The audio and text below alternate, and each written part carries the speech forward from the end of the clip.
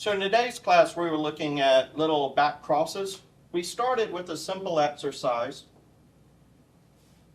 where I soften my knees a little. I've got my weight on my right, she's on her left. I soften my knees just a little and a little impulse forward. And notice Shelley's leg fully extends. So we did this exercise. We want to try to see just how little we can do to get this rather than doing a lot to get it. It should be very small. And the energy sort of comes down and out. Down and out.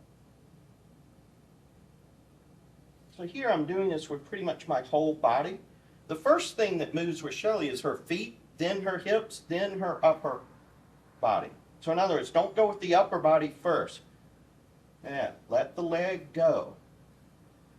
So I feel just a little bit of pressure in my right arm, just a little bit, as her upper body begins to go back. I could also do this just with my embrace, but that's a little different feeling. We might use this for some things, but it's a little dangerous, particularly for beginners, intermediate dancers. I prefer to use sort of the whole body. Then once I stop here, and she should be going with my intention and coming back with it. So in other words, she doesn't just go back and then immediately come back forward. No, we're doing this together. So I'm going down and out and then back up. Then once I'm down and out, I can go diagonally back just a little. There, I just did that just with the embrace. Just here and then there. There and there. We actually talked about that the step we use this in is actually easier than the exercise. In the exercise, it's a little bit harder. And notice she doesn't step way out here. She doesn't step over here and take herself off balance here. So one exercise for the women could be just to do this on your own for a second. Just sending the leg out and then crossing. See, not a lot happened in the upper body. She moved a little bit to switch weight there, but it wasn't falling into it. She's kind of doing this underneath. So then we turn this into a step. I prefer it in close embrace, but it is possible in open. First thing I do is I step, bring my feet together, change weight. Now I'm going to give that little down and out, and back with a little diagonal step. So the first thing I'm doing is here, there, I'm moving my body weight completely up over my left, and then a little diagonal and back. Then back up and out.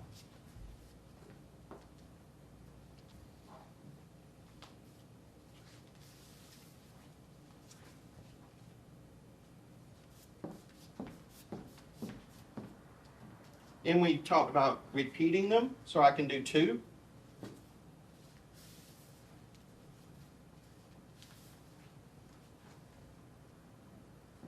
And a little suspension.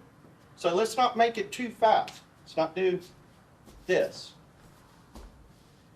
But let there be a little moment there. So I'm going out. Ah, ah, in. Right here. Make sure that leg fully extends before you bring it up. And for the gentleman, not to rush this part of it. This whooshy feeling, whoosh. In. Yeah, I'll find a lot of times that I can lead this step, and if women have a lot of tension in their hips and in their legs, then it's hard for Shelley to actually do in badly. But it just ends up being sort of stunted, like that. Whereas if she's got a really nice, relaxed leg, then that feels so nice there. And I can wait.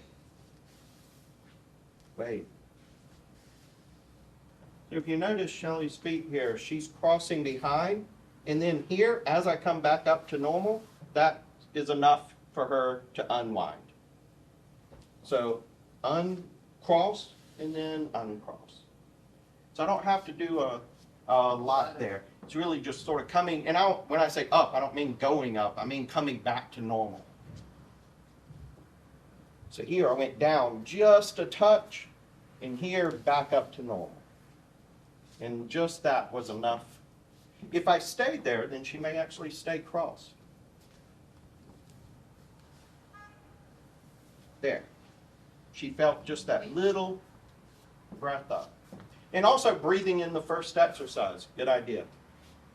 Take in a breath. Exhale. In. Out.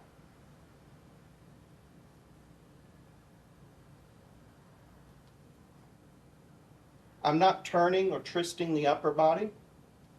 If I did that, she would actually turn and pivot herself.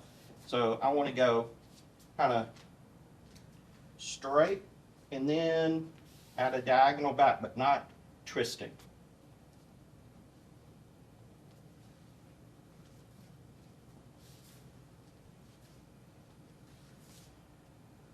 I'm doing this primarily on axis. It all depends on how big of a step back I take here. Whereas here I'm taking a little bitty one, so we're kind of still on axis. Here, if I take a bigger one, we'll go more off axis. I don't want to take too big a one though. Don't make it too huge. Because I use these mostly in more rhythmic music. In fact, the demo we did was in waltz. Then we looked at